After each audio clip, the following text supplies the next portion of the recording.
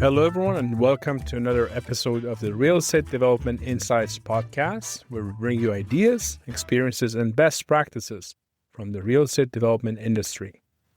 My name is Payam Nursalahi. I'm the president of Dina Project Management, a construction and project management firm that helps real estate developers define, design, and deliver successful projects.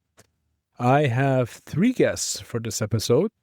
I have David McMillan from City of Toronto with us. He's the manager of Environment, Climate, and Forestry at City of Toronto, where he leads the team responsible for low carbon development and the Toronto Green Standard, TGS, which is a key policy tool driving the net zero initiative in City of Toronto. And we get into TGS quite a bit. I asked him some questions about the cost of TGS, and he elaborates the macro and micro level implications of cities' programs and initiatives to help reach the net zero goals that they've set for themselves. My second guest is John Rathbone. He is the founder and CEO of Rothco Engineering, which is a Guelph-based engineering firm specializing in district energy, geothermal, sewer heat recovery, biomass, and solar thermal systems. And John basically gives us a little bit of a crash course on these different systems, where to incorporate them, how to think about them, and which ones are best potentially for your different project types. Last but not least, our third guest in this panel is Ben Gilbank. Ben is the founder of Crest Energy. Crest is a renewable energy developer which is trying to meet the commercial real estate industry's need for energy. And they provide energy as a service. We dive into the definition of energy as a service. In this episode, we talk about renewable energy systems, pros and cons. We talk about the Toronto Green Standard upcoming potential changes. We talk about air source heat pumps versus ground source heat pumps and economies of scales in different projects and different systems. As always, you can find all the relevant information for this episode and our guests on our website, realestatedevelopmentinsights.com. That's all one phrase, realestatedevelopmentinsights.com. And please, please, please remember to subscribe to the show. We still see that quite a bit of our downloads are coming from people who have not yet subscribed to the show. And this is a very simple way for you guys to help us grow our impact and get the word out. So please remember to subscribe to the show, and even better, tell others about us and help us grow the show. Thank you very much and enjoy listening.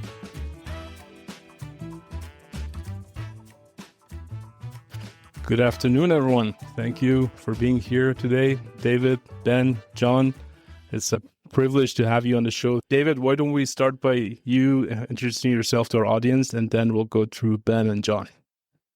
Yeah, thanks, Pam. Thanks for having me. I'm David McMillan. I'm the manager of the System Solutions team within the Environment and Climate and Forestry division at the City of Toronto. And what my team is responsible for is anything related to new green buildings and renewable energy systems.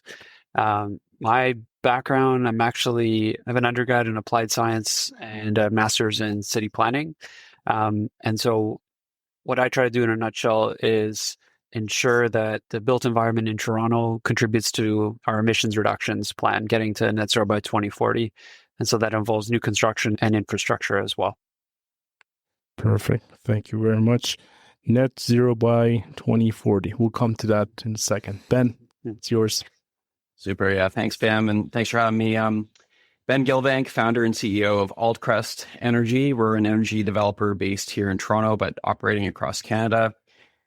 We're an energy as a service energy developer. So effectively, we invest in on-site energy systems on behalf of real estate owners and charge it back under an energy as a service framework.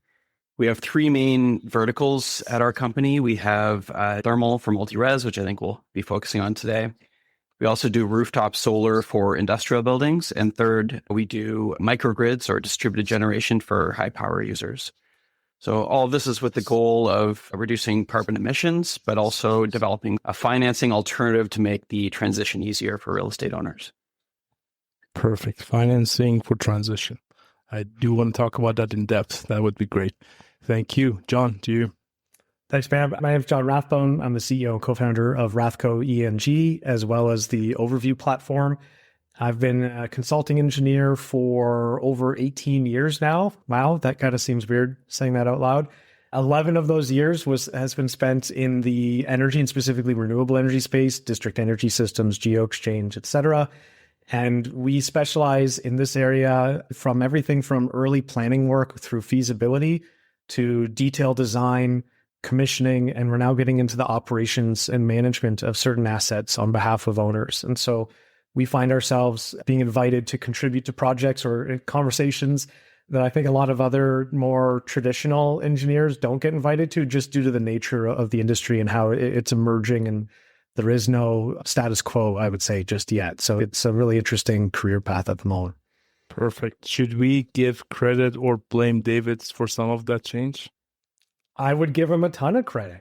We need very strong municipalities because we don't really have strong leadership at the provincial or federal level on these files. Right. And people like David are absolutely critical for these goals and initiatives to be realized. Perfect. Okay, let me go back to David. David, you talked about net zero by 2040. For those of our audience, including myself, who do not have a clear definition of net zero, what is net zero? Why is it important? In Toronto's case, when we say net zero, we mean net zero emissions. And that's important because I think in the past, historically, net zero was understood to mean net zero energy because it largely came from the building space.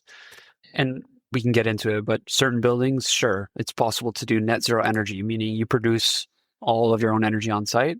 But in a city like Toronto and many other cities with our form, where we're building tall, dense buildings, net zero energy really doesn't make a lot of sense. And in my opinion, it's not really necessary because trying to decarbonize doesn't mean you have to produce all your own energy. We have the grid and it's an amazing tool. We should use it, I think. But so for our purposes, though, we are trying to get to net zero emissions, meaning by the year 2040, we've reduced emissions as much as we can on our own. The net means recognizing that there will likely be some residual sources that we will have to deal with. We have a policy that says how we deal with that, and it's primarily through removals. But to be clear, we have not really explored that path in any detail yet. We're just assuming that in 2039, we'll be able to purchase carbon removals to offset the rest of those emissions. But in practical terms, it means we need to try and stop using fossil fuels, at least in new construction today, and then fuel switch the rest of our buildings and other systems over time, basically over the next 15 years. Okay, these are very technical topics. I'm a construction guy. I'm going to try and dumb it down for myself. So basically, if I'm going to go for net zero emission, not energy in the building, I want to try and reduce the amount of emissions my buildings is giving out and close to zero as possible. And if I cannot make it happen, you're going to make me pay some fee by 2040 to make up the difference. Did I get that right? We'll be right back. Just a quick announcement and we go back to the podcast. This episode is brought to you by Denno Project Management. That's right, that's my own company. At Denno, we help developers navigate the complexity of mid-rise and multi-unit projects from very early stages of feasibility and approvals through design, construction, and occupancy process. Our focus has been and always will be on proper planning. I'm a big believer in proper planning, risk management, and value engineering your project so your project can be delivered on time, on budget, and within your defined parameters. If you're working on a mid-rise project or an infill project, feel free to reach out to us and see how our team can help you.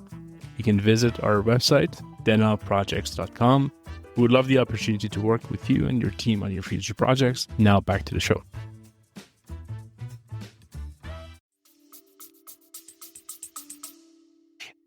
It's not yet clear if we're going to require building owners, so the private sector, to offset their emissions. We don't currently do that. When I say the city is going to be net zero, really what I mean is for now, all we've committed to is as a corporation, we will zero out all our emissions as the government of the city of Toronto. Like the governing body itself, not the city as a geographic area. That's correct. Yeah. And for that is because, and we can get into it, but I think at this point, if we were to require widespread offsets, that might actually be more problematic given a lot of the challenges in that space. But to be fair, we're just not there yet. That market for us is still pretty unclear. But one day we will likely have to at least think about how we require the private sector to zero out their emissions as well. Okay, so let's talk about the possible levers in that equation. Mm-hmm. You and I met at a project about a couple months ago that we were building, and in that building we were very close to net zero, if not at the mark, because we don't have anything that is fossil fuel related, except for the emergency generator. Is that generally how you would envision that type of typology of building to go forward? Yeah. So if you are not using any fossil fuels on site, you're like 90% of the way there. Because you've essentially electrified, but there is still emissions associated with the electricity from the grid, there is some that you would still have to offset to truly get to net zero emissions. How you do that is a choice that depends in many cases on the constraints of your site. But like an easy one to think about is solar PV, right? That's a way to, now again, with the built form, it can be a challenge, but that's one that's worth exploring. And then beyond that, really what you are getting into is offsite type, so like credits, offsets, removals, that sort of thing. And again, we don't have any prescriptive requirements. We don't even really have any guidance yet for how a developer or owner might do that. But of course, there are some that do, because there are third-party programs, for example, that the Canada Green Building Council runs, where they do have more guidance on offset programs. And so that is an option, but not a requirement. But to truly get to net zero emissions in Toronto, beyond the bit you'd be able to do with like solar PV, you're probably looking at some kind of third-party certified offset program. Gotcha. Thank you very much. We'll come back to the Toronto Green Standard and the TGS, and I do want to have a chat about that. But let's go to Ben. Energy as a service, that's your business model. Maybe just elaborate for us at the beginning. What does that entail? How does that work? And I guess toward the end of it, hopefully we're able to get to a point to define what is a sweet spot, what scale project, what type of projects should be talking to you or thinking about this type of system. Yeah, absolutely. Probably the best way to look at energy as a service is to look at what the base case is, or the business as usual in absence of energy as a service. So, Pam, you build buildings, so you would know, there's many components to a building, but one of them would be the mechanical system, and another key component would be the electrical system. And in business, again, we use this term BAU, or business as usual, of how you would build that building in absence of using an alternative delivery method like energy as a service. So the typical mid-rise or tall multi-residential building, a MERB, likely this is kind of a boiler, chiller, cooling tower, 4-pipe fan coil, terminal unit type of building, right? This is very common, or 2-pipe in some cases, but a lot of buildings have been built like that in the last little while. So really that's the base case, but just by definition, that's a gas-driven system for heating in the winter as well as domestic hot water. So most developers would be familiar with that framework. Geothermal effectively, in this case, removes that sort of central equipment, or at least most of it, and replaces it with a below-grade ground source heat pump. And I don't want to step on John's toes here, because he's explained this a million times to others, and he's a master at it. But effectively, you're now using the ground as a source and heat sink to heat and cool your building. And the effect is that you wipe out the need for those traditional pieces of equipment under the BAU case. Here's the rub, though. That geothermal system is very often more expensive than the BAU case. Let's just use a multiple of 2x, because it's actually pretty close. It floats around that, but let's just use 2x. So if you were going to spend $1 million on a traditional mechanical system to heat and cool a building, boiler, chiller, cooling tower, and then you said, hey, I'd rather do geothermal because it's low carbon, the price tag might be around $2 million. And you go, I've got this thing called a budget. And what's really important about that is it determines how I make money on real estate. Because let's be honest, why do developers get into this? So what energy as a service is, we come in and we say, we will put in the $2 million because we're in the business of owning infrastructure associated with real estate. So in this case, the geothermal system. And we will design, build, own, operate, and maintain, de-boom, that system, wrap our arms around it. And the developer goes, so what does that mean? Well, that means that not only are you saving the $2 million, you're net saving $1 million because, again, we've wiped out the need for your boiler, chiller, and cooling tower. So the goal of energy as a service is just that. It's to be a sort of financial solution to solve a problem where the developer may not do this solution absent for an alternative delivery method. So the goal is to provide capital savings upfront, and I can get into the nuances of this, but there's operating savings over a term. Of course, you're hitting greenhouse gas standards. We make David happy by keeping low carbon in buildings and the city of Toronto happy. So this is energy and services in a nutshell. It's a commercial delivery which sort of threads the needle of a technical solution, but a commercial challenge just by virtue of the premium and cost relative to a BAU. Because if you're a developer and you're profit maximizing, you may just do the BAU, and I don't blame you for it, absent choosing us. And yeah, I like the way you framed it, that it could be perceived as a financial service or financial product, which is probably has a significant technical component or element inside that financial product. So if I just want to make sure I'm clear on this, in today's economy, if I look at it just based on dollar value, it could be present dollar value, it could be NPV, it could be however you define the dollar value. Would I, outside of any incentives or any government rebates or anything else, would I benefit from using this type of setup on my project on a dollar value basis? And first, I guess the primary setup of capital and also over the OPEX of the building? Yeah, I think so. I'm obviously very biased, but we'll take that into consideration, but being biased. Yeah, that's right. I mean, heavy disclaimer on the bias here, but let's go back to the developer, right? Because you're a developer and you're making a choice of which direction you want to go and how you want to implement that. And don't need to tell you, construction costs are high, serious escalation in costs over the last few years. We all know that it's a challenging residential market to build into right now, in just terms of market conditions. Financing, and probably we'll touch on this later with CMHC and ways to finance multi-residential buildings. People are looking at every angle they can to kind of finance, position themselves to earn a return through development. And look, if we're $2 million, I recognize a lot of projects have large budgets, and maybe $2 million isn't enough to move the needle, but maybe it is. And I think a lot of people right now are looking at ways, DCs, like the list goes on. So if you think about us almost in a form of financing, where you can kind of have, you can eat it too. You can finance the geothermal component and take that $2 million out that you otherwise would have had to fund from equity or debt. And you add that sort of to your capital stack. And then add to that the fact that, you can be comfortable knowing that your tenants, if it's rental or owners, if it's condo, down the road are not going to be paying more than they would have under a business as usual case. You can get into the OPEX later. We think, again, bias here heavy, but it's a win-win. You save on the CapEx, save on the OPEX, you get enhanced financing through CMHC, you meet the City of Toronto requirements for decarbonizing the built environment. Again, we think it threads the needle. We'll be right back. Just a quick announcement and we go back to the podcast. This episode is brought to you by Denel Project Management. That's right, that's my own company. At Denel, we help developers navigate the complexity of mid-rise and multi-unit projects from very early stages of feasibility and approvals through design, construction, and occupancy process.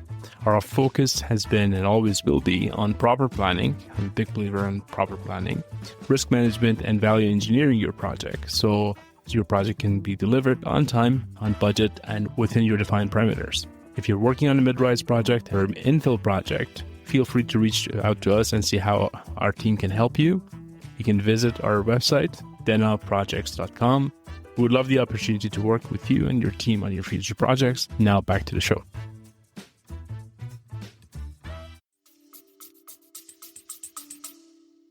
That's good. Thank you very much. I'm going to go to you, John.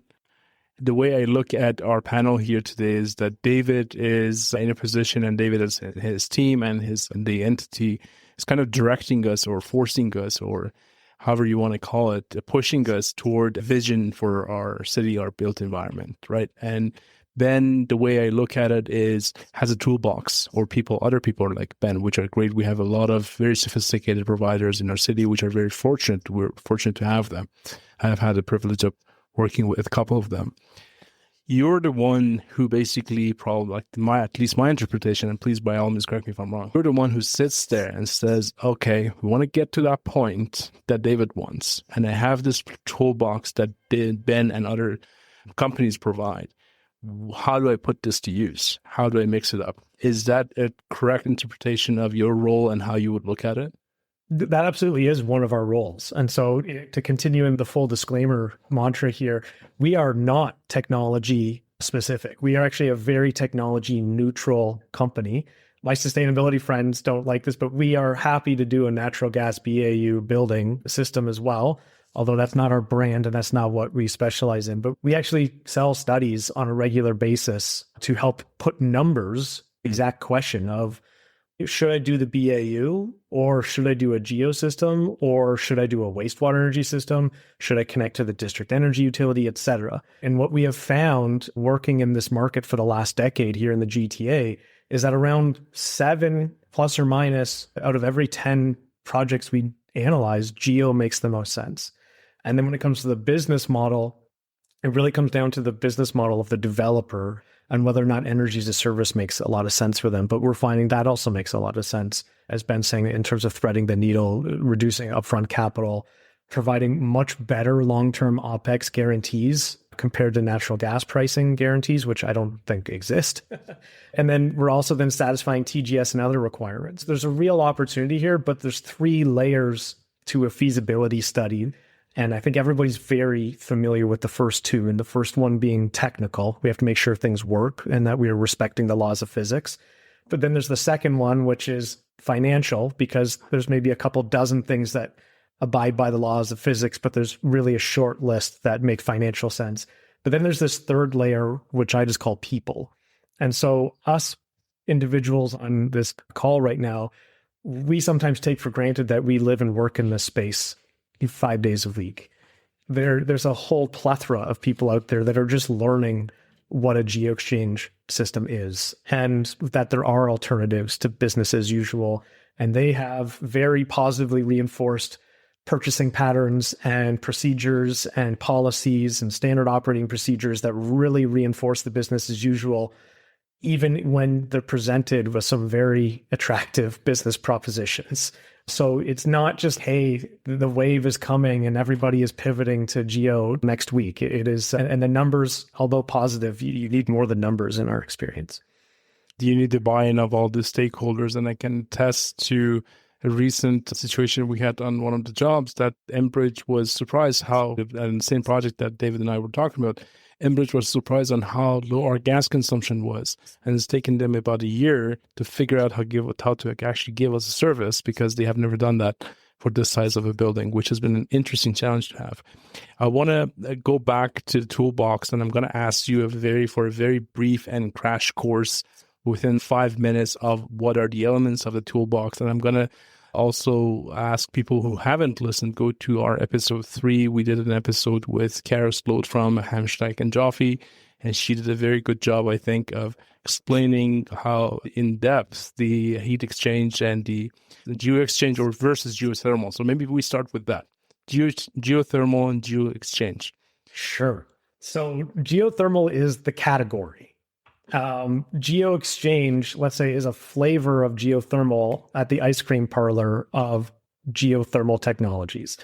Geo exchange, we're drilling down anywhere between 300, which we would consider a very shallow type of borehole. And by the way, we're vertically drilling, and anywhere up to 1,000 feet. We've done a couple 1,000-footers, but a lot of them go around 600 to 800 feet. And this is in the geothermal category, shallow, believe it or not.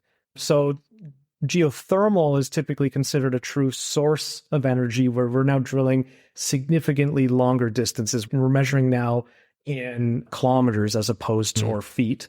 And we are accessing a truly self-renewing thermal resource. So we don't have to do anything to just continuously get heat out of that resource. Unfortunately, here in Southern Ontario, and frankly, Ontario, my geologist friends call it old and cold. So we have to go very deep in order to access that type of geothermal resource. Geo exchange is similar in that we're drilling vertically, but it's a very different animal and that it's not a true source. And so what I mean by that is every megawatt hour of heat that we pull out of the ground and heat pump into the building, we effectively have to put back in the ground at the end of the year. And in our Renewables 101 course, which we have a YouTube video on, shameless plug, we try and explain that there is no such thing as cooling in the world of thermodynamics and physics. Cooling, it sounds really argumentative and annoying. It's really the absence of heat. It sounds that I'm the least popular guy at the party when I bring this one out. So what we're doing, though, to recharge that system, because let's say we just went through a nice cold winter and we took all the heat out of that bedrock beneath the building or into the building. How do we get the heat back in, especially if we're not combusting fossil fuels to do that? We do that by cooling the building. So again, we're not actually cooling the building. We're removing the heat from the building. And instead of blowing that out a cooling tower on the roof, we just push it back into the geo-exchange system. And so when we're modeling and designing, whether we're in the feasibility stage or full detailed design stage for a geosystem, that's literally what my team of experts are doing, is we're trying to figure out what is the optimum size of this bore field that enables it while it's being operated, not just this year, not just next year, but for the next 30 to 50 years. How do we keep that system relatively in balance in terms of heat out versus heat in while satisfying the needs of that building, essentially? Okay, so for my simple mind and trying to keep things at a layman level, I think that's very similar to how you balance your checkbook. You basically have to put something in and then you take it out. If you don't put it in, you can't take it out and you're going to have issues. Yes. So is that a fair assessment of the situation? 100%. And we can push that analogy a little bit further. You can get a credit card and borrow on credit, but at some point you got to put it all back as well, right? So like we can push the limits of that balance. Like that's not like a black and white rule, but typically we're finding the market, unless you have an energy as a service provider, that's a higher operator a skill set in order to push the technical capabilities of a bore field beyond that kind of in and out balancing act. But you can do some really fancy things. And I love owners that let us do that because we have the ability to do it. But the vast majority, just to keep it simple, we're keeping these things as balanced as possible. Perfect. I know you have looked in and you've been briefly mentioned the biomass situation. Can you just give a brief introduction to biomass, what it is? Does it make sense? Does it ever make sense in Toronto? We'll be right back. Just a quick announcement. If you're thinking about financing your next project, your next rental project through CMHC, and in particular about the MLI Select program, please go to our website and check out our new webinar series. It's a free webinar series where we're talking about different aspects of the program, how you can qualify, how you can get more points. And we basically break down exactly what you need to know to access better terms, higher leverage, and longer amortization. Again, it's free. Again, you can find more information about it at mid-rise.ca/webinars, midrise.ca/webinars. Thank you.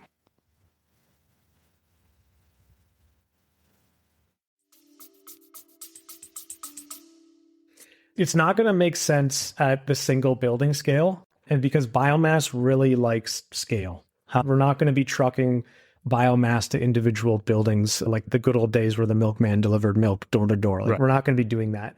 Where biomass makes a ton of sense is at the community plus scale. So we're talking now district energy systems with large central plants. But what biomass is, though, is essentially the leftovers from the lumber industry, the construction industry, from any preventative fire maintenance in the forest. There's a lot of woody like stuff that comes out of the forest that you can't turn into dimensional lumber like 2x4s and 2x6s. And you can't turn into really cool things like glulam beams and CLT panels, because that's, I think, has a very strong future, not to digress, but mass timber construction. But I think what a lot of people forget is that trees don't grow in rectangles. Because I'm a big fan of sequestering carbon in the physical construction of our buildings, but we also need to have a place to then put all the leftovers. And we used to put the leftovers of that industry into the pulp and paper industry. And their biggest customer was the newspaper industry. And then this thing called the internet got invented. I think you've heard of it. And it completely decimated the newspaper industry. And that dried up all of that market. And now, unfortunately, a lot of these residues, what they call them, which is like the branches, the bark, the chips, and the dust that comes off of the manufacturing of dimensional lumber, gets landfilled.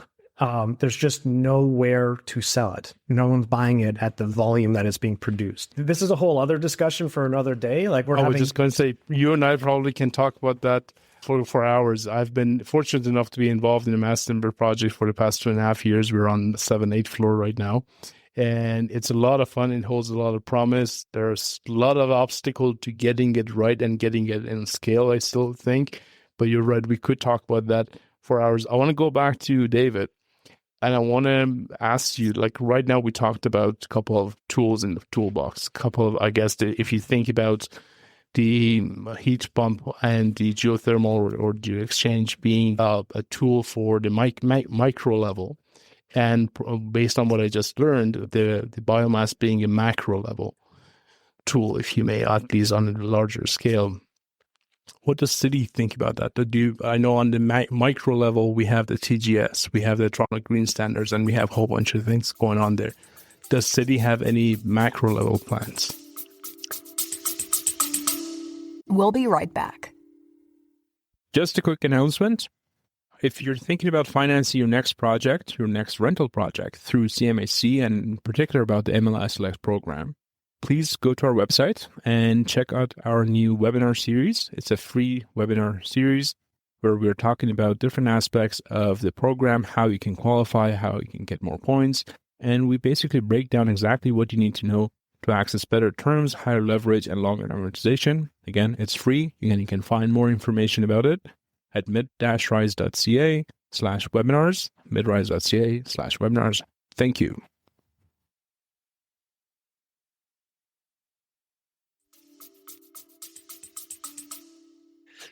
Yeah, I would say we do. I think the biggest thing that municipalities can do, so we do have some incentives. Those are mostly micro level. They're open to developers, owners, etc. The biggest lever we have is probably around, for now, is regulation. And so you mentioned the TGS. We are working as well on, in simple terms, an equivalent of the TGS for existing buildings. Because frankly, municipalities don't have the deep pockets to offer the kind of rich incentives that can really move the market. So I think one thing we can do is regulate, and we do that. And I'll get into that. But we can also lead by example. We do have a bit of a pulpit where we can showcase through our own projects, our own infrastructure, best practice, right? And we do a lot of that as well. And if you do enough of that, that alone can help to move the market. But those things combined are not enough. We also have to, the way I put it is simply enable. So not to give the impression that we're in the way, but we own and control a lot of what developers, whether they're real estate or energy developers, will need to be able to meet the goals that we set. And so it's within our shop. But the reason I mention it is because it's not so simple to say, of course, we set the rules, now we make the projects happen. These are very different departments that actually give me a lot of work, meaning a lot of my job is to connect these different departments to make sure that they are able to be a sort of a solution provider to some of these things that a developer might need to do. And one of the most obvious examples right now are wastewater energy projects. We own the wastewater infrastructure. Toronto Water is the utility in that case. We set the requirement for buildings to decarbonize. And here's a source of energy that we will have to be able to provide companies, other energy as a service companies, access to so they can use it to decarbonize those buildings. And so it's great because it means we get to work, it's us and Toronto Water, other divisions, these private energy companies, and it's a great public-private collaboration, but it's very difficult because the systems we have in place, the policy systems, not the technical ones, the policy, it doesn't enable that directly. These are new uses of old infrastructure that we have to create the case for. And so we're doing that. My point is that's only a thing that municipalities really can do. Right. And so a lot of what I try to do with my team, besides the other two, is really to enable those types of big solutions. You mentioned the macro ones, wastewater, district energy. Those are big macro solutions that can decarbonize millions of square feet at a time. And so that's, I think, the biggest tool that we have. That's basically aggregating the effects and putting it together, creating synergy. John? That's right. Yeah, and just want to caveat, all the things I was saying before, I was talking about, to be specific, new construction. When I said 7 out of 10 buildings, we're talking new. But The elephant in the room that I think a lot of Canadians and GTAers don't know is that across Canada, we have 1.4 million buildings that already exist. So trying to get these wins in the new construction is absolutely imperative, but the elephant is going to be, what do we do with all the existing? And unfortunately, the business case is not as attractive to go retrofit one of those buildings with a geo-exchange system, and frankly, any other system, or else it would be happening much faster. That's a very good point. At the end of the day, when you have very large sinkholes, basically, in this whole platform, then one of the things to think about is how to patch them up and not have that much energy go to waste. I want to go David again. David, I want to ask you the controversial question. I know you and I have talked about this offline. Is TGS making buildings more expensive? In the short term and for the developer, yes. In the long term, as John alluded to, there are lifecycle savings to be had. I think what's important first, though, before getting into that, is the TGS is a multitude of elements that comprise the green standard, right? A small portion of that is energy and carbon targets. A lot of the TGS is not that. So there's things like bike parking and bird-friendly glass and water management, all good things that are within the environmental sort of realm. But the part that I focused on was on energy and carbon.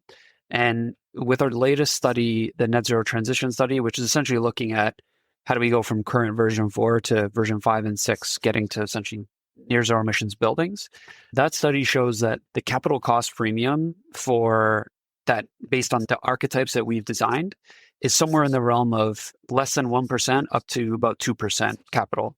Part of that is because the current baseline, Ben talked about BAU, the current version 4 baseline is quite high. It's quite a high performing building. And our data of current applications shows that already you pretty much have to field switch to meet that target. You don't have to, but it's the most cost-effective way to meet the targets. And so that's a good thing. But my point is that it's already a very good performing building. So it's a small difference to get to a best performing building. But there still is a cost premium, particularly on the building envelope side. It's just, the reality is that's the more expensive part. And there's no business model yet, as there is energy as a service. There is no envelope as a service, if you want to put it that way. It doesn't exist. And so that can be a challenge. There are solutions to that, but I'll just emphasize that for the right business model, so exactly what Ben does with energy as a service, that creates that long-term view. Or in another sense, it removes that split, that principal agent problem from let's say a condo developer, right? They don't have to care about the long term anymore because Ben's coming in and providing the capital, right? And then the condo board will deal with the long-term agreement. In the case of rental buildings, we see uptake of a lot of these solutions already because they have that long-term view. And so that's why I know that I'm not too concerned that there won't be desire for these solutions. It's for those ones that are concerned very much about that upfront, which is very much the case today because it's so hard to develop right now. And so we need, I'm not ignoring the cost premium, despite the fact that it is small relative to the other costs. It's still an added cost at a time when it's very difficult to take any more costs. So we have to be conscious of that. And that's where I think there are solutions. We need the opportunity just to collaborate to find those. I want to go to Ben, but just before I go there, I want to say I fully agree with what you said, especially given the environment and the situation in the market that we're in. I can readily feel and see in the developer's mindset how it has changed over the past few years. When we were working on a ton of condos, a lot of thinking was shorter term horizon. And I don't want to necessarily blame the developers because that was the business model. Regardless of how you build and how good you want to build, at a certain point in time, you have to transition out. You have to hand it over to someone else. And like it or not, the performance audit from Terion is going to come back and they will try and pick everything apart. And you will try and, as a developer, you will try and limit the amount of items that you potentially have exposure and risk in the long term. So that's some of the decisions that were made here based on minimizing the downside. Whereas when you're doing a purpose-built rental project and you know you're going to hold on to it for a long time, it's less about the downside and it's more about the long-term upside. So I think that's where, to your point, the more of these developers are open to the idea of, okay, you know what, that better envelope, that better energy system will help me over time. Yeah. And we've done some things like I did say we don't have the deep pockets for cash incentives, or let's say financial incentives, but we do have non-financial tools at our disposal. Not a lot of them, but one that we've taken advantage of is when it comes to GeoExchange specifically, by shrinking or eliminating a lot of the equipment that would otherwise exist, a lot of which would be in the penthouse. But you now freed up this space that's actually quite valuable. So with city planning support, we now allow developers who are pursuing GeoExchange, we don't say get rid of the mechanical penthouse, we say keep it, but use it for something that you get more value out of, which typically would be units, of course, or amenity space, if that's what you want. We, on some of our buildings where we've been directly involved in district energy projects. At Hotel X, it created a beautiful, swanky rooftop that I was at a friend's wedding there, and it's great, but that wouldn't have existed if it had the typical rooftop equipment. So like there are value streams that you can unlock by doing these things. But again, just bring it back to my point that we had to do the work with city planning to acknowledge that this is not standard, and it required some rethinking sort of the typical site-specific zoning bylaw amendment. I wouldn't say we're at citywide changes yet through the parent bylaw, but now planners are armed with the knowledge that there's a way to have our cake and eat it too at the building application level. And so cities, there's all kinds of things like that we can do, these non-financial incentives to even the playing field between the business as usual and the alternative. I'm very happy you said that. It has come up on this podcast a few times that an extra floor on a building will solve a whole bunch of problems. So that's definitely a good way to go. Ben, I want to go to you, and I want to talk and I want to start digging into that toolbox. So we did touch quite a bit on the geothermal right now and the GeoExchange, and I'm going to ask John to chime in where needed. But walk us through the other tools in the toolbox, and if possible, and maybe even if you want to go back to the geothermal, how do I know my project is a slam dunk for any of those tools? In other words, if I'm doing a small multiplex, which is very popular these days, I'm doing a 5-unit. Am I even thinking about geothermal, or am I should I just stick with heat pumps and don't bother and take that and go forward 6 stories, 8 stories, 15 stories, 150 units? Just maybe walk us through that. I think that would be very valuable to our audience. For sure. Yeah. And I think it's an important thing. There's no one size fits all. I think that's the first overriding statement. So first thing you have to do is objectively look at your building or your project. Think about what are your design objectives as the developer. Think about what are the site constraints, site opportunities. What's the municipal environment in David's realm on the energy side, as well as the planning side? What's your built form going to look like? Are you pursuing certifications or designations over and above what's required? Building code, like are you looking for LEED or Energy Star, things like this? So there are a lot of sort of factors. So a lot of people just say, hey, should I do geothermal? Doesn't make sense. And the answer is always, it depends. All these things are iterative, right? I guess we could speak to some rules of thumb here. It's interesting. So there's kind of 2 maybe kind of macro paths to decarbonizing at least the ESG emissions from energy generation on site. One would be a ground source heat pump solution, being geothermal, what we're talking about.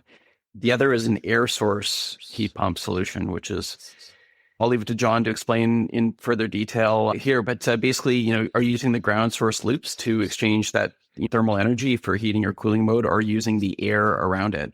And those are 2 really viable options for any developer to look at. If you look at people's houses, like a lot of a trend occurring these days is people get off the gas in their own house and they put an air source heat pump side and heats and cools, interestingly, even in Canada. You can do this on commercial buildings or residential buildings. The air source heat pumps we usually see for, call it small to, call it even mid-rise buildings, just because, the CapEx is more upfront. But it does rely, maybe trade this off. Ground source heat pump, the CapEx is higher upfront because you have to drill these holes way deep into the ground, like John said, but the OpEx is lower over time. Air source heat pumps are the inverse. CapEx is cheaper upfront, but OpEx very likely will be higher over time. Why? Because the input commodity for that is electricity. And I'm not sure if anyone sees a scenario where electricity will get cheaper in the coming years as we electrify our economy. So this is the trade-off. We've found in sort of our studies and projects that's, again, smaller projects, air source heat pump is often just the way to go because the economics call for it. But if you can get over 80,000 feet, certainly over 100,000 feet, geothermal starts to hit economies of scale. And once you start getting into point tower, tall mid-rise, and certainly into point tower tech space, it gets better. And I'll just speak again to the financial, and I want to kick this over to John. But think about like anything in life, geothermal is subject to economies of scale. And drillers who drill the holes in the ground for geothermal, think of it as a number of boreholes per site. And again, just like anything, you need to mobilize very specialized equipment and crews to a site, drill holes in a very specific way, run the loops and all the work that goes with it, and then demobilize. If you're doing that for 5 boreholes or 100 boreholes, I think we know that the average cost per borehole will decrease significantly over that time. So this is the comment of north of 100,000 feet, or call it 80 to 90 to 100 units. Geothermal really starts to hit its stride because you get those economies of scale of the drilling, which, just to give you a little bit of peek behind the curtain on the pro formas, 70 to 80% of the overall pro forma can be the drilling costs of our pro forma. So it all comes down to the drilling. Smaller projects, very expensive per hole. Large projects, much cheaper per hole. Really should look at geothermal. Under that range, you start looking at air source, would be our view. But John, over to you. That aligns completely with our data that we've accrued over the last few years studying these and all the other various options. The one, I think, case that I think, although it aligns with the logic, defies the square footage rule of thumb, is we can do economies of scale if you are getting the driller to go to site to do 300 single family homes as the site. And now we're getting those types of economies of scale from a drill rig perspective, but we don't need the density to be on a per lot basis. We're now looking at the entire community as that lot, but that is not the average development. So it's not going to be the bread and butter business as usual of the future. It is going to be when that makes financial sense. And that's really what it all comes down to. I think most people would absolutely love to be doing all of these things, but as soon as they see the price tag of them, it's really going to come down to, does this make financial sense? And it's not just for self-interest. Like, a lot of these decisions are made on the backs of, we have investors and we have shareholders and we have other stakeholders in here. It's not just about me and in my profits. It's a much more complicated situation. You're spending other people's money when these decisions are being made, right? But yeah, the economy scale makes sense. The other rule of thumb is, if you're looking at district, a lot of the district utilities don't look at anything sub 1 million square feet. So but with the exact same logic, they need even more scale to make those investments. That make a lot of sense. Can you just maybe define what's districts? Like, just we didn't define that one. Sure. Okay. So district energy is, and my district energy colleagues are going to cringe, but it's really useful. Think of district energy like the electrical grid. It moves energy. The difference is the electrical grid with poles and wires is moving electrical energy, and district energy, instead of poles and wires, is pipes buried in the ground, and we're moving thermal energy. And the medium that's being pumped around in these pipes is literally just water. Water is a phenomenal carrier of heat energy. It's literally 1,000 times more effective at moving heat than air is. So another advantage to a ground source heat pump versus an air source heat pump is that we're able to move less things but move a ton more energy as a result of it. And this allows you to heat entire cities with this type of infrastructure. That's how energy dense water is and can provide us these abilities. So if we look at our Scandinavian allies, the country of Denmark, which is, no offense, Danes, but you're basically the GTA, but like 80% of buildings are connected to district energy systems over. They have whole generations of adults that don't know what a furnace is, for example. But yeah, so it's really about moving the energy around. Just like the grid doesn't generate the electricity, the power plants do, district energy doesn't generate the heat either. It's just moving it.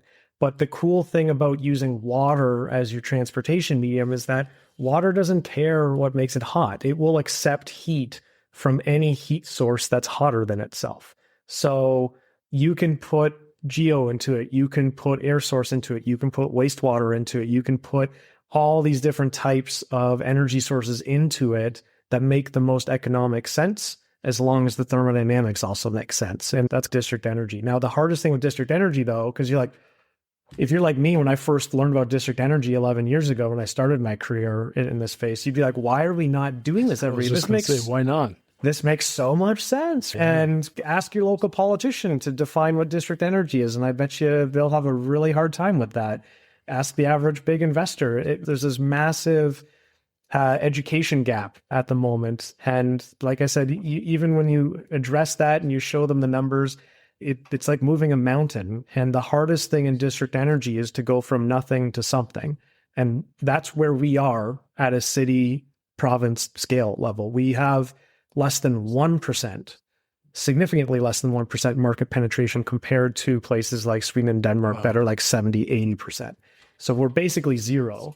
And no, I don't want to diminish the accomplishments of our district energy utility friends, but when we're looking at the whole, we've cleaned up a couple of grains of sand on the beach. We really need to be thinking about scale. And I think that's one of the things that differentiates us at Rothco is that we came from that Scandinavian perspective. That's where I got trained, for example. Right. I used to work for a Copenhagen headquartered engineering company that specialized in district energy. And I used to do water, wastewater infrastructure at the city scale in my first 7 years of my engineering career. And so scale to me is very comfortable. Right. I actually had to learn how to modify that to think at a single building scale when I started going into geo, for example. But I'm noticing that our policies aren't really set up for scale, and a lot of our other programs. We have the FCM Green Municipal Fund that is putting a lot of really good money into the feasibility work, but right now they're offering like $200,000 subsidies to do feasibility studies for a single project. But if you math that out at scale, if we say that every project requires a $200,000 feasibility study, and then you multiply that, we get into "are you kidding me" numbers very quickly. We need to be thinking, how this is great. We need a holistic approach, it looks like, rather than bottom-up approach. Yes, and I think the carbon tax was an attempt at that, where it was holistic. It was not picking winners and losers, to use a political phrase. It was just penalizing pollution across the board. But it had a critical flaw, in my opinion. And the critical flaw is that when you penalize the bad things, the idea is that you then allow the good things to be more cost effective, and then the market will start to buy the good things. The critical flaw is that the market doesn't, to this day, still know what the good things are. They don't know what district energy is. They're just learning what geo-exchange is. The air source heat pump has really started to come into a much more common place in the HVAC manufacturing and installer world in the last couple of years. So we were penalizing the bad, assuming that people would migrate towards the good, but no one knew where to go. So you were met with a tremendous amount of resistance you're just making everything expensive, which is true. But the idea was to make the quote unquote good things more competitive, but the average buyer doesn't even know what they are yet. I would say the average developer, or even more than average developer, is probably not very clear on that. If you don't mind, I might just jump in on here. I don't want to throw any cold water on the district energy discussion or lack of heat water. I don't know if John, if I'm getting that right. But John's absolutely right. Of course, we're all excited about district energy and what a wonderful way it's been executed in other markets. But I think actually, John, Dave and I have all had experience with district energy in execution and implementation. And I would say the technology is certainly one that's really exciting, and decarbonization and load sharing and all these things that John's saying are absolutely true. But just for developers' perspective, there's the things to really keep in mind on the execution side is it does, of course, start with technology, but it ends with commercial and legal interests. And boy, does it get complicated quickly. When sharing energy between blocks that are separately owned, you're now dealing with different sort of off-takers or purchasers of that energy. You may or may not be crossing municipal rights of way, where David's team, and broader team may be getting involved, transportation services, on water. It's, in ownership and phasing and easements and things. Here's the other big one, the big ticket item is phasing. I know primarily today we're talking about single building technologies. And I think one area we're all aligned is single buildings are so point and shoot for geothermal. It's just single building, geothermal, lights out. And as long as you hit that scale, it's the way to go. But for interconnected buildings, how do you know when they're going to go? When do you invest in the energy infrastructure? What dollars go first? What dollars go second? When does that load become available? What if there's the change in schedule and there's delays? again, not to throw the cold water, but the delivery of energy in a financially feasible and successful and executable way has to, thread the needle. I feel like this is becoming the theme of this chat between sort of technical requirements, commercial requirements, and legal requirements. And you drop out any one of those things and it doesn't work. A lot of front end requirements should be put in place to just plan for these things and make sure it's a success. I just wanted to add, because John brought up the Danish experience and Ben's mentioning the challenges. I know this isn't a district energy podcast, but it's important for your listeners to understand that in Denmark, at least, and many other places, thermal energy is regulated like how we would regulate electricity, whereas here it's not. And so that complexity that Ben is speaking to is in large part because there is no government-led framework to scale up district energy. There's nobody who's watching over rates and who's saying the sort of amortization periods you're allowed to have. And there's no essentially equivalent to Enbridge on the thermal side. And so that just means that to pull this off, you need several right things to kind of line up. And that's why you see it on the largest sites with the most sophisticated landowners, where they're working with the companies who do district energy. And in a place like Toronto, those opportunities exist. It's great. But in many places, like in order to see the scale we would want, it requires much more government-led intervention, which I would say is probably on the horizon, at least if you look at the signals that the Ontario government is sending with the integrated energy plan. It's going to take time, but I think at least people are starting to realize that if you want certain things, you actually have to sometimes make it happen. Yeah.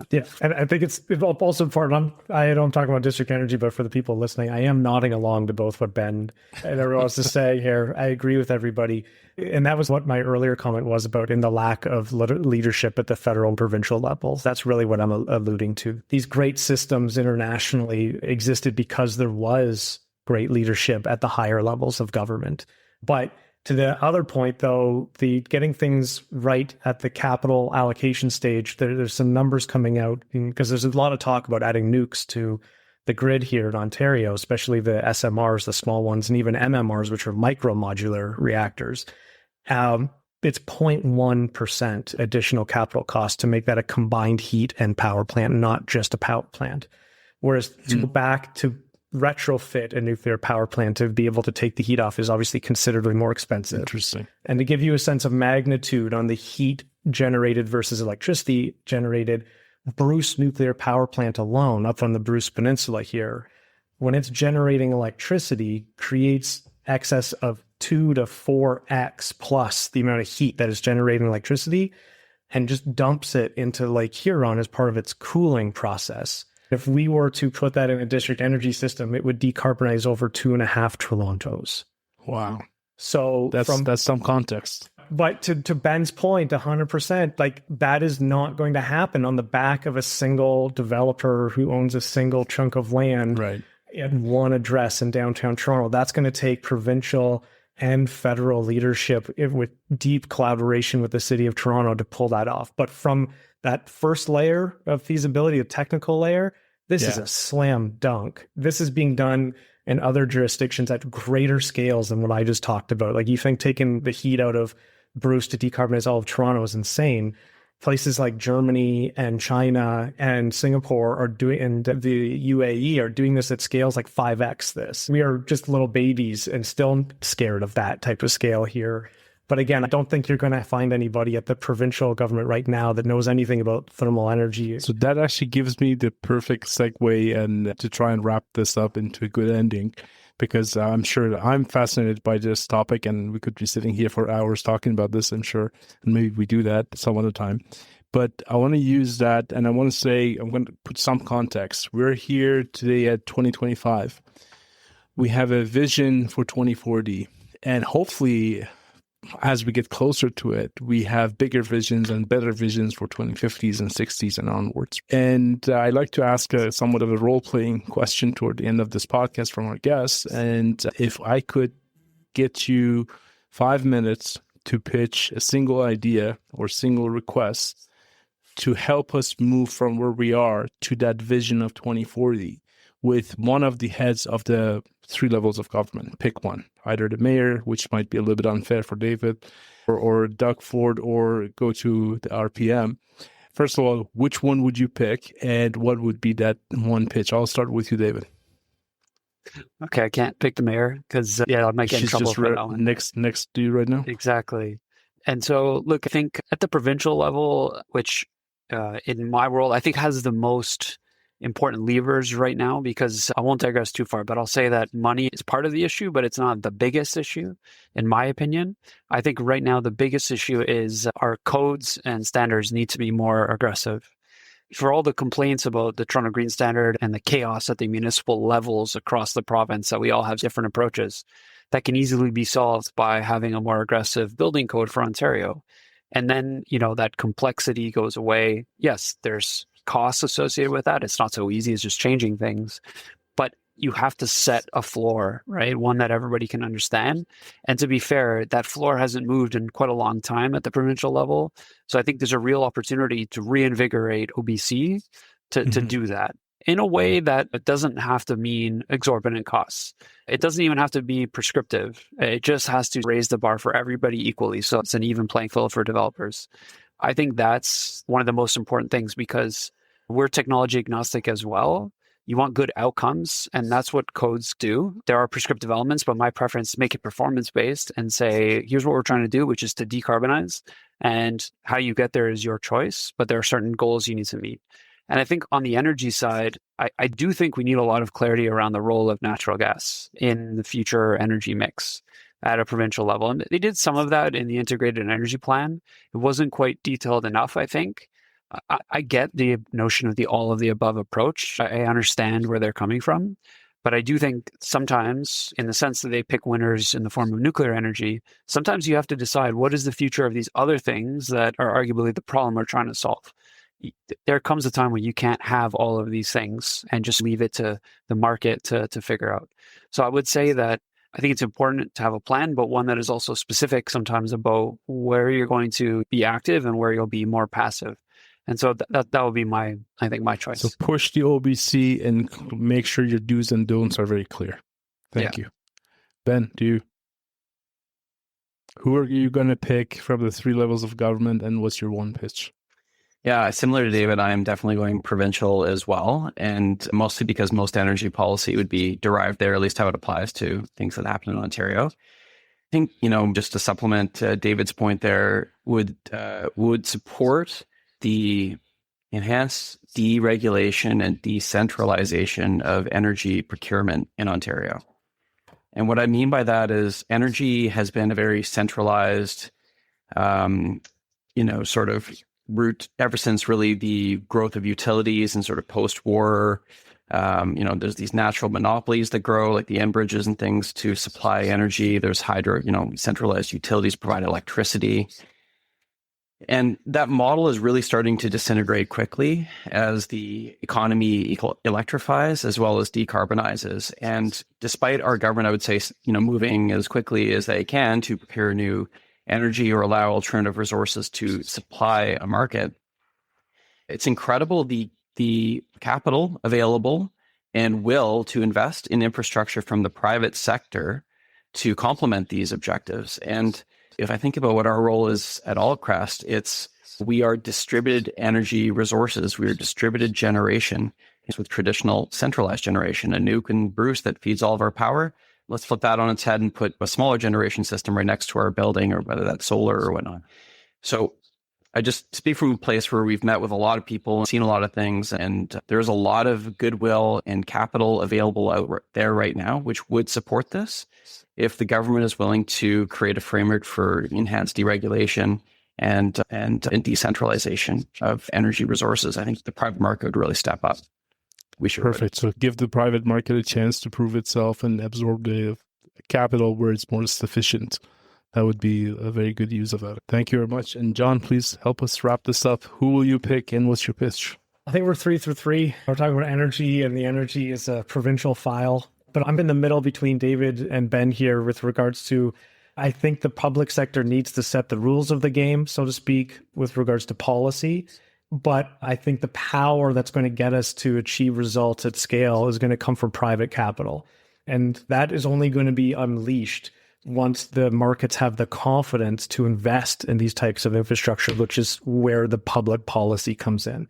If we have a strong leadership file on GeoExchange or district energy or all these types of systems where the private sector is confident that at the next election, that's not all going to be thrown in the dumpster, you're going to see billions of dollars that is currently sitting on the sidelines start to be deployed into these systems. Because the amount of phone calls that I get on a yearly basis from private capital as well as public capital saying, John, we want to invest in this type of technology, we want to invest in this type of infrastructure, is astounding. And I think they think I have a stack of like feasibility studies of projects ready to go, just waiting for a check. And it's frankly the opposite.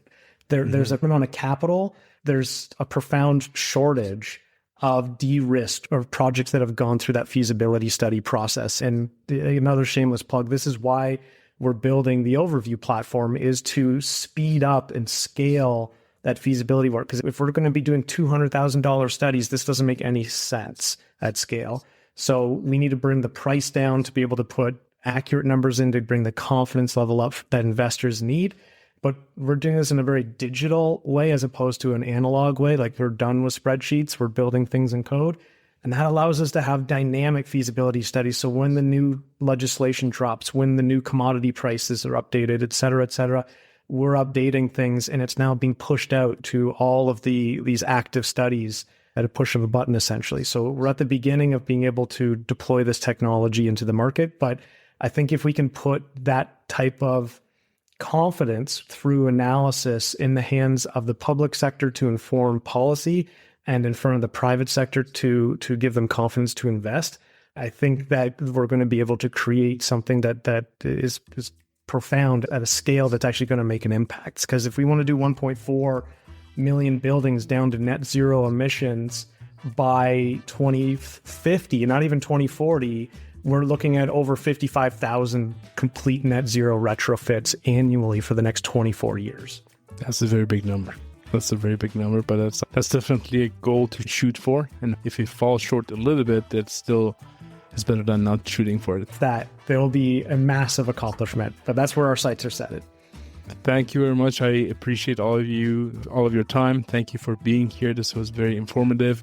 And we'll put information about your contact and your companies on the show notes and people can listen to it. Thank you very much, everyone. Thank you. Thanks. Just one last thing before you leave, please make sure to visit our website. We have put together a whole bunch of different resources that you can download for free from our website. These include checklists, manuals, and also access to previous webinars. In case you have missed any of our previous webinars, you can go there, get the replay link, download the slides, and benefit from all these free resources that we've gathered on the website. Please make sure to visit. Thank you.